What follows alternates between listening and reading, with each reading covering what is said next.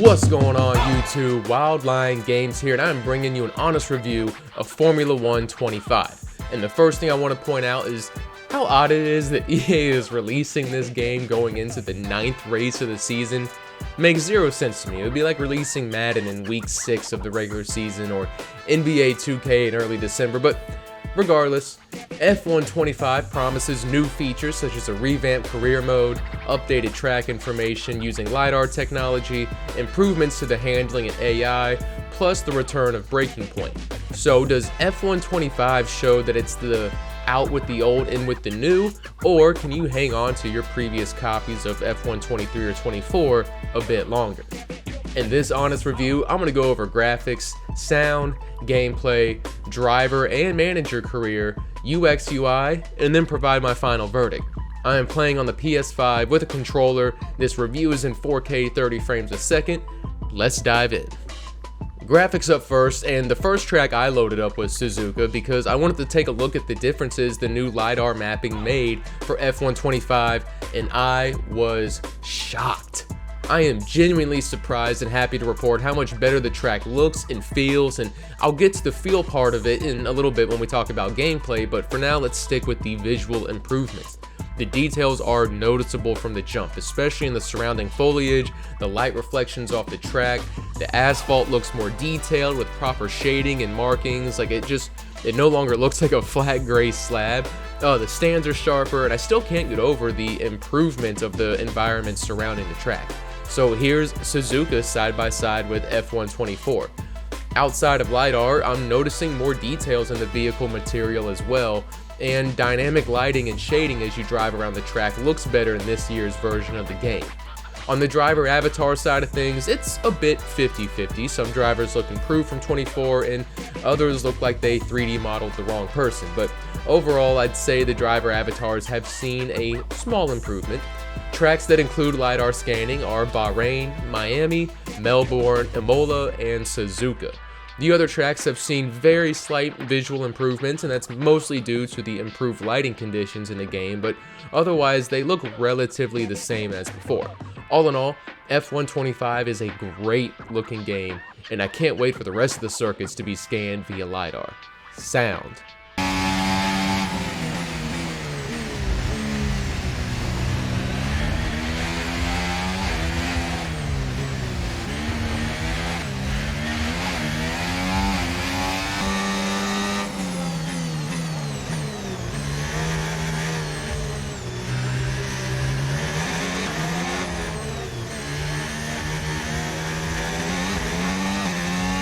The sound of your vehicle driving has also seen a significant upgrade in quality, and hopefully you could tell from that short sound test the car doesn't sound nearly as flat at top speeds as it did in F1 24, and I also noticed that it sounds different depending on the engine that you're using.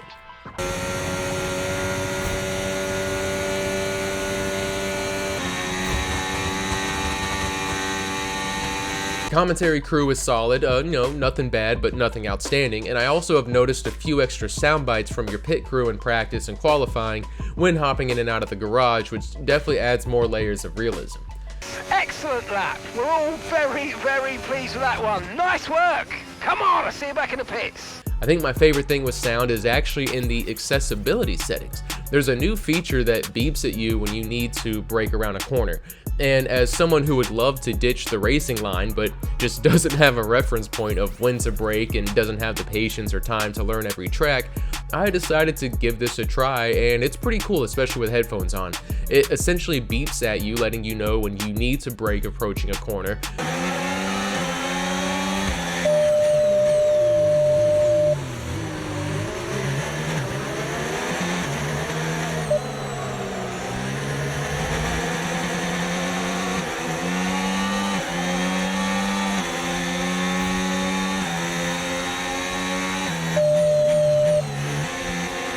And it definitely will take some getting used to, but I do feel like this is a good way for me to comfortably ditch the racing line without completely lowering my fun factor, and maybe ease my way into not having to rely on that racing line so much.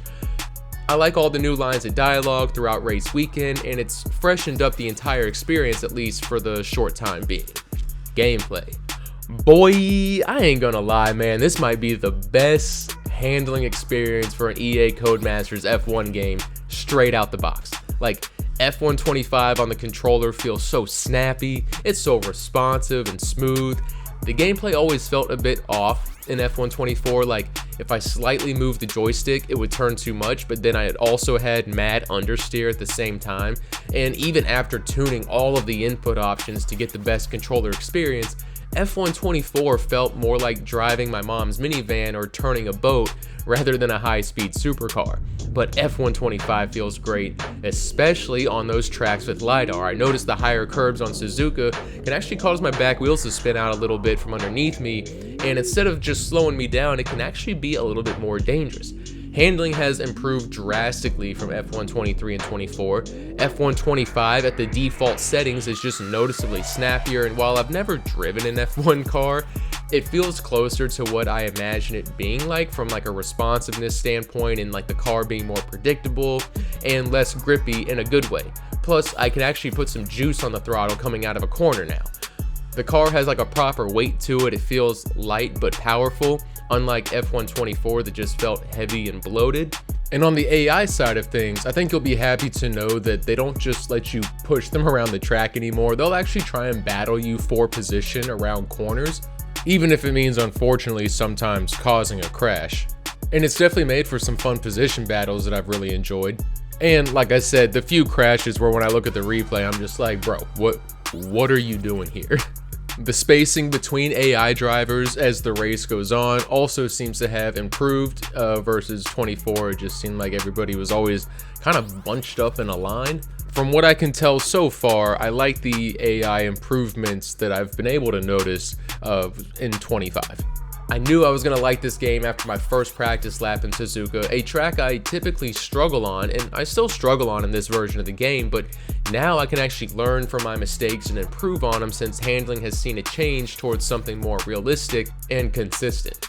You do have to remember that this game isn't Assetto Corsa. It's never going to be a true simulation. It's a game that is trying to appeal to the masses. And I think they actually did a good job this year providing a driving experience that feels unique to an F1 car and not just some sort of like standardized driving system hidden under the skin of an F1 car, which is how I always felt the previous two games were. This is the first F1 game in a long time where I've smiled going around turn 1 being like, yeah, this is it.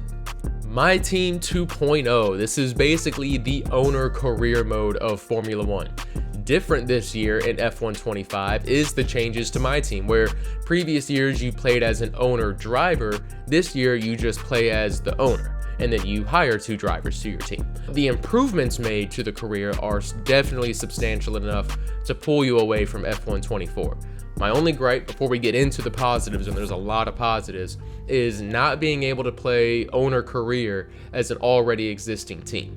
You can either create your own team, or you can choose the Kona Sport team, which is like from the F1 Breaking Point series, or you can choose APX from the F1 movie with Brad Pitt, which is pretty cool. I just think it would be nice to have the option to take over an already existing team as well.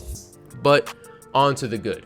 When you start owner career mode, you get to choose one of 3 professional backgrounds in engineering, finance, or personnel.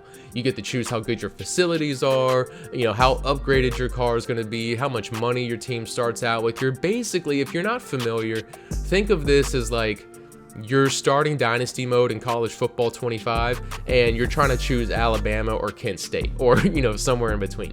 You're either making a new super team that can compete right away, or a newbie that you're gonna have to grind from the ground up and work your way to the top. There are more company logos and owner faces to choose from this time around, but still severely lacking for a 2025 video game. Then you'll choose your sponsor, and you only get 3 choices this time around compared to the 6 in F124, which is, again, it's fine, but I think the sponsor contracts could actually use some work. Siren is easily the best choice to make, as your signing bonus is only 120,000 less than Xenon, but your weekly payout is 45,000 more for 24 weeks. Even when you factor in the season goals, Siren's has the easiest goal and you get paid $400,000 less than Xenon's goals, but the weekly payout for Siren is so high that you still end up $500,000 richer than taking the other contracts. So just take the easiest contract to fulfill and get paid the most. Like, I don't know, I think maybe they got to rework that, but anyways. After that, you choose your 2 drivers to race for your new team, customize your driver gear and livery, and then you sit through a 3-minute cutscene that you can't skip. The next new addition in owner career is your owner training and skill tree.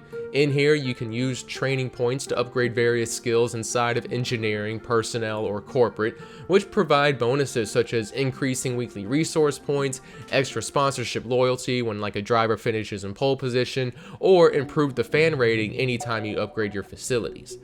Fan rating is also new to F125 and provides various bonuses as you increase your fan rating, such as more owner XP, lower cost for facility upgrades, or a boost to your title sponsorship income. Research and development is largely the same as it was in 24, only now with the research and development phases having their own separate timelines, and right away it actually shows the importance of needing to upgrade these facilities so that you can develop more than one thing at a time.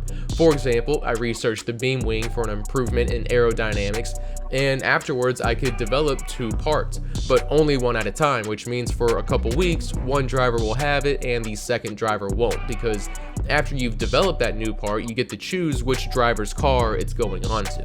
Also new in F125, there's a lot new, is the improvements that can be made for each department of engineering, personnel, and corporate, and all the little subdivisions within those departments. Upon completion of upgrading a facility, they'll include perks such as ownership XP or being able to develop those 2 upgrades in your powertrain department at the same time. Each facility and sub-department within that facility have their own upgrades, they have their own perks to unlock, and it all costs money and resources. And real quick on money and resources, another new feature for F125 is the ability to see your cost cap. In real life Formula 1, teams can only spend a certain amount each season, and now there is a screen that tracks your expenditures over the course of the year so you can monitor where you're at. You also have a nice finances screen to view your revenues and expenses to see where your money is coming and going on a weekly basis. You can also manage your workforce for each department, with more staff obviously costing more money, but being able to build improvements at a faster rate, something that is also new in F125 this year.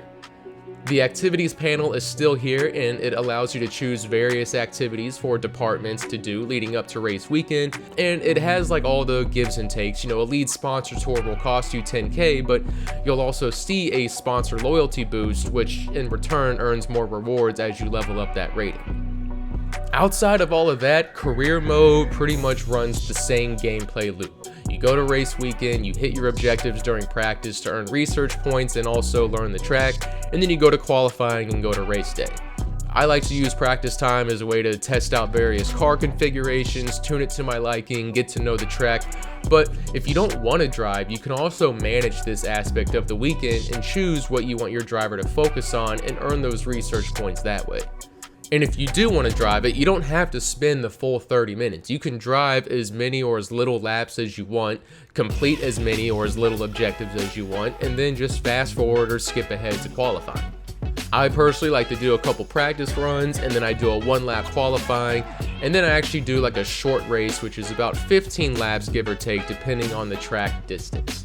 The driver career mode hasn't really seen much of a change from last year's game. You know, you can start your career in either F2 or skip ahead to F1. You can create your own driver or play as a currently existing driver. And again, the avatar head model options are slim and have zero customization, so getting a driver that looks like you is pretty slim chances. Then you'll obviously sign with a team, and depending on the team, you'll see what kind of research and development treatment you'll receive.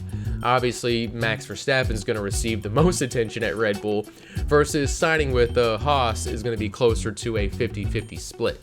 And then you have a cutscene where you sign your contract, and then you go to your driver hub, which weirdly has a lot of trophies in it for someone who's a new driver, but anyways.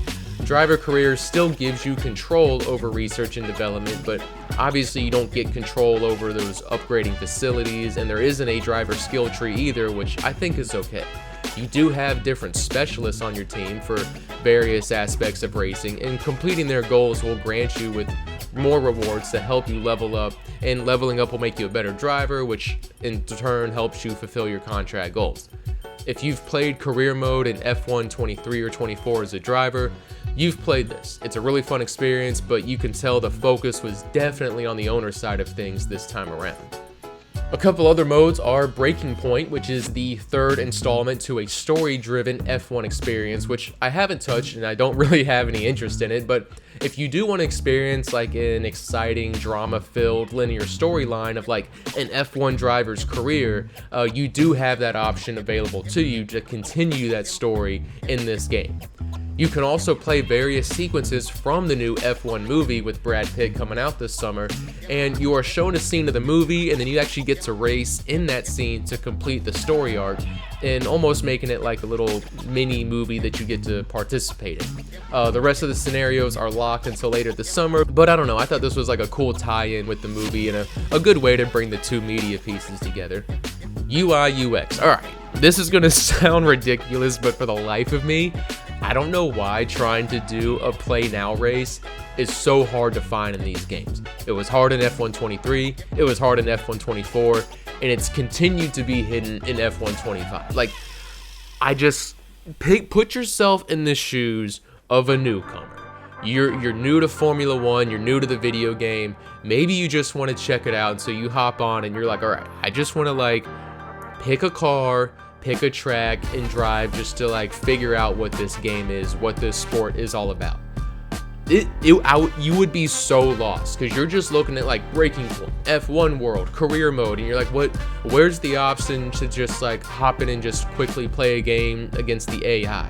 And when you go to F1 World, you're just bombarded with like all these different things about ranking up online and doing these different scenarios and all these different mini 3-lap arcade races, and like it's super overwhelming. And I just feel like any new players and like, dude, I'm so lost, I'm just gonna go back to playing a different game.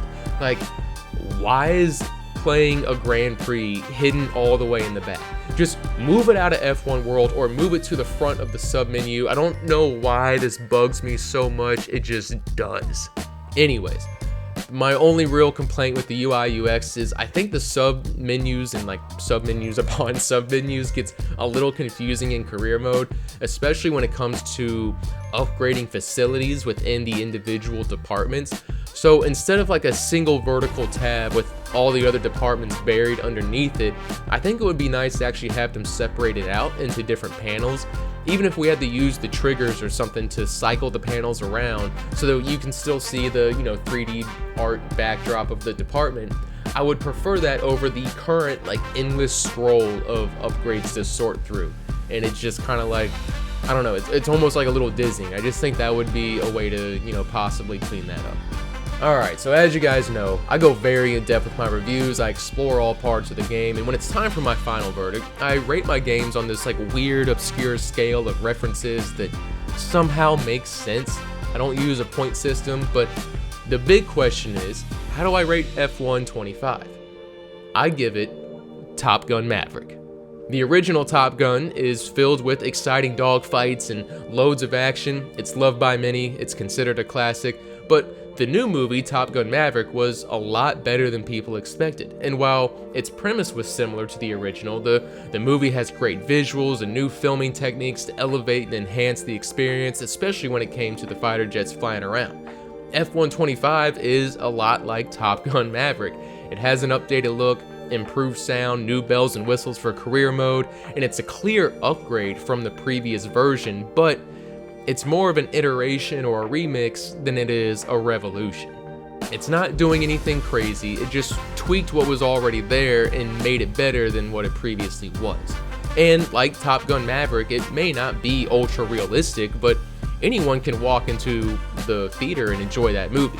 And I think anyone can hop in F1 25 and enjoy this game. If you're looking to get into F1, I think there's enough upgrades in this version that you should get F1 25 new instead of like F1 24 on a discount.